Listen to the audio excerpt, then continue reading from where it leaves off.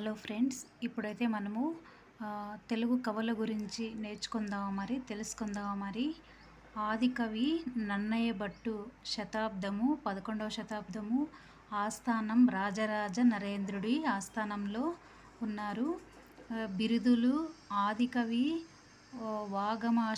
వాగమాషనుడు, శబ్దశాసనుడు అనే బిరుదులు వచ్చాయి. రచనలు వచ్చేసి ఆంధ్ర శబ్ద చింతామణి వ్యాకరణ గ్రంథం, ఆంధ్ర మహాభారతంలో నన్నయ్యకు సహకరించిన వారు నారాయణ భట్టు. అలభ్య రచనలు ఇంద్రవిజయం, చాముండికా విలాసం, లక్షణసారం.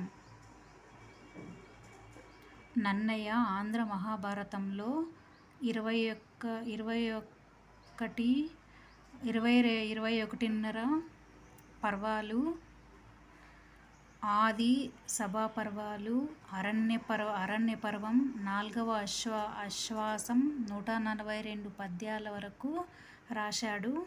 కవితా లక్షణాలు: 1 ప్రసన్న కథా కవితార్థయుక్తి, 2 అక్షర రమ్యత, 3